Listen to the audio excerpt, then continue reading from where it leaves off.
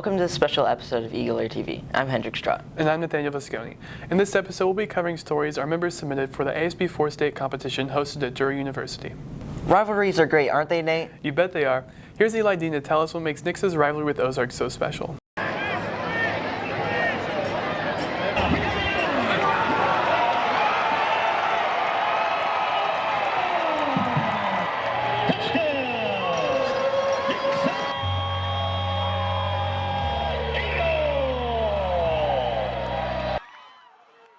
There is no other rivalry in the state of Missouri quite like the rivalry between Ozark and Nixa. This year, the rivalry was enhanced as Nixa and Ozark's football teams met on the gridiron twice, which gave players, coaches, and fans more time to appreciate the rivalry between the two schools. As a former Ozark graduate and current Nixa Schools teacher, Jordan Burns appreciates the rivalry between the two schools. Ball for the Tigers. So an Ozark-Nixa rivalry, it's an exciting one, of course. He's tackled by number I would say 9, it used to be a Spencer bigger Ward. deal than what it is nowadays, but it's still a fun rivalry, especially when you do the backyard brawl. Second and 20 for the Tigers. Donation that goes at least to these, it's an awesome thing that both the communities get to come together and provide for that group. So that's what kind of makes it special in a sense, but also it's fun to go against your neighbor rival. Brody Burchard, senior and devout fan of the Nixa Eagles, only sees victory on the horizon. Yeah, big rivalry, long-term rivalry. Nixa's on top for sure all the time. Nixa's just the best in the state, honestly, if you ask me. But yeah, so Ozark, you better watch out because Nixa's coming. Despite Nixa having the better season and winning both meetings this year, Ozark head football coach Chad DePay understands the significance of both meetings to the communities involved. The Ozark-Nixa rivalry is just a unique, makes America, America, small-town Friday night type stuff. For EagleAir TV, this has been Eli Dean reporting. Hey, Nate, if you could live anywhere in the world, where would you live? Probably the Bahamas. However, one student from Scotland chose to live in Springfield, Missouri while they attend Drury. Hendrik Strott has the scoop.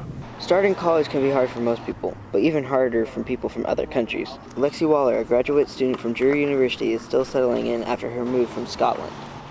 It's been interesting. I'm trying to adjust to the different styles of living. So one thing that I've kind of struggled with the most, I'd say, coming from the UK to here would be back home, you could walk anywhere you really wanted to go. There's public transport to anywhere. Cities are built in very different ways. And I've kind of spent most of my time in capital cities, whether that be in Scotland or bigger cities in England. So it's come to a smaller place like Springfield, where to go anywhere you kind of have to drive. I don't drive, so I'm relying on other people. I'm a bit older than undergrads here because I'm a graduate student, so trying to kind of find that independence in a way I can and adjust to that has been challenging. But everyone, the people here have been incredibly welcoming. I would probably say more so than my experiences back home with joining new groups. So that's a testament to kind of the American culture, I guess. I don't know, yeah. Waller plans on taking a break in March to perform in a swimming competition and meet friends and family. For EagleAir TV, this is Hendrik Strott reporting. The fall season is home to many kinds of changes. One newlywed couple found out at Nathaniel Green Park after they got married. As the leaves turn their vibrant red and oranges for the fall, couples across America make their vows to enter a new season of love. Josh and Alexa Asmit tied the knot at Nathaniel Green Park on October 29th. The colorful leaves mirror the bright future that these two share. We first met in our hometown of West Plains, Missouri, about 10 years ago. We had a summer fling and then went our separate ways.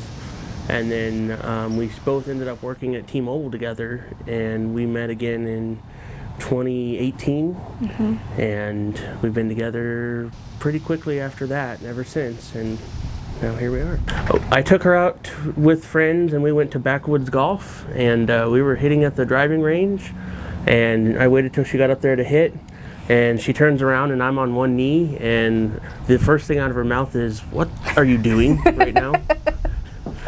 So, yeah.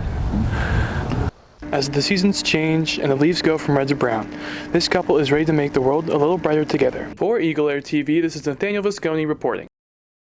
Hey Nate, did you know that Drury's cheer team was one of the best in the Division II? I did, as I did a story on their team during practice. Drury University has built a successful cheer program, with this year marking the 5th year in a row that the team has finished top 3 at the national championships. But what might not be as apparent is their interaction with the community and the other sports here at Drury. Head coach Tyler Dunlap talks about their open practices with the community. We have open gym today, so we open up the doors to the community. You sign a waiver online, $10 a head.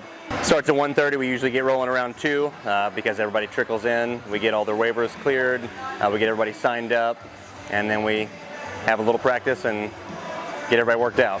Dependent on facility, freedom. We have to share the facility with a couple other, sports in-house. So if we have the facility, usually we get probably 3 of the 4 Sundays a month.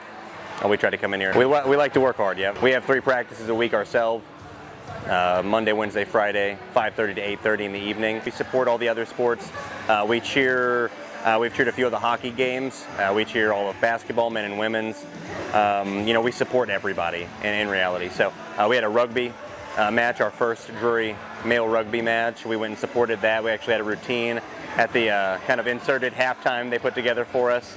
Rugby's got some different rules, but since we don't have football, we did that instead. Something you'll hear the athletes say, I'll typically ask them, what's the most important stunt? And they say the next one. And that's just a mindset we like to have. Keep moving forward. If you drop something, it's just like in football. If you miss a block, you try to make it up the next play. You don't always get another play, but if you do, you're going to try to knock somebody's head off next play, right? Dogs and cats, mom, whoever, mom, pop, whatever. Everybody's welcome. You sign a waiver, we come here, we have a lot of fun. That's really the point. It's a fundraiser for us. We have to pay our way to nationals typically, as most teams do. And this just helps us get there, and we get to have some fun along the way. For anyone interested in participating, you can reach Tyler Dunlap at 417-987-3314.